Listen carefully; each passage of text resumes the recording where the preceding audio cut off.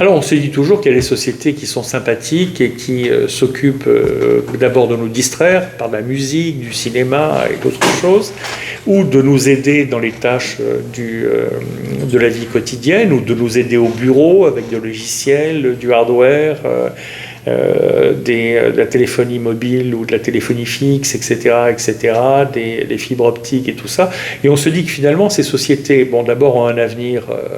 devant eux, devant elles, qu'elles vont continuer à marcher, employer des gens et que finalement tout va bien dans le meilleur des mondes. Sauf que ce sont ces entreprises qui souvent licencient les premières parce qu'elles savent très vite comment utiliser l'intelligence artificielle et donc très vite remplacées par leurs employés par l'intelligence artificielle. Alors disons citons une entreprise que nous aimons tous, qui est Spotify, qui nous permet de nous amuser en écoutant de la musique, de nous distraire, de nous détendre ou d'apprécier l'art musical. Eh bien, ils viennent de licencier 200 employés du fait, c'est pas une grande société, enfin ils font beaucoup de choses, mais c'est pas demandeur de beaucoup d'emplois, c'est demandeur d'encore moins d'emplois puisqu'ils ont viré 200 employés il y a quelques semaines du fait de l'intelligence artificielle. Adobe, vous connaissez tous, Software Company, a éliminé 300 jobs de sa division digitale il y a là aussi un mois et investit beaucoup plus dans l'intelligence artificielle et pense donc virer encore plus de monde dans l'année qui vient, dans les 2 années qui viennent. Netflix, que certains n'aiment pas, mais que la plupart quand même d'entre nous aiment bien, et puis même ceux qui n'aiment pas, ils y restent quand même, parce que c'est quand même pratique d'avoir ce flux de tous ces mouvements, etc., a coupé 150 emplois simplement dans sa division de Content Acquisition. C'est-à-dire que ce sont des gens qui vont se demander si les vidéos, les films, les séries qui leur sont proposées seront un bon fit, seront adaptés au public. Donc soit que Netflix va agir en tant que producteur, ou producteur associé, en mettant de l'argent, soit va acheter des produits finis qui ont été faits par d'autres, soit qui ont été commercialisés par d'autres chaînes avant. ABC, CBS, NBC, Fox, etc., etc.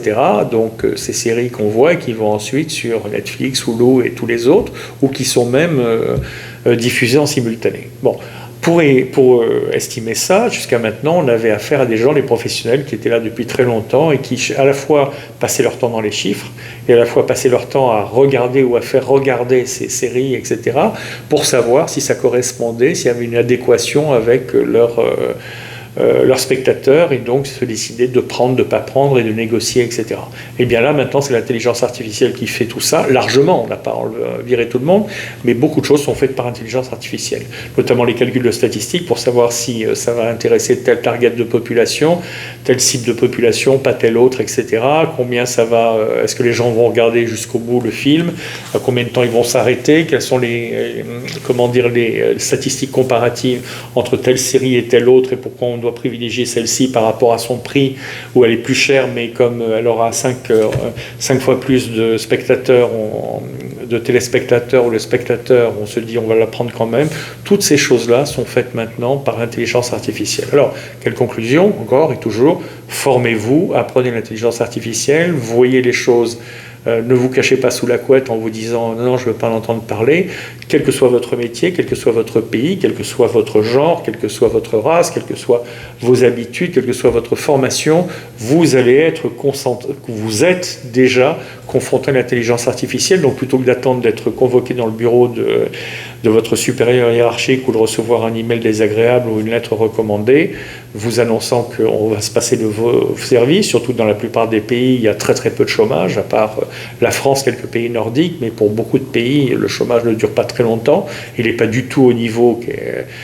qu'avaient les salaires avant d'être licenciés. Donc ça veut dire qu'il faut se tenir au courant des nouvelles techniques et acquérir une formation, soit à travers l'entreprise dans laquelle on est, soit en faisant soi-même sa formation, soit en la payant éventuellement soi-même, pour qu'on puisse transitionner dans une autre industrie ou rester dans la même industrie en appliquant plus d'intelligence artificielle. Merci de votre attention. Une vidéo par jour en anglais, une vidéo par jour en français, y compris le samedi et le dimanche. À demain.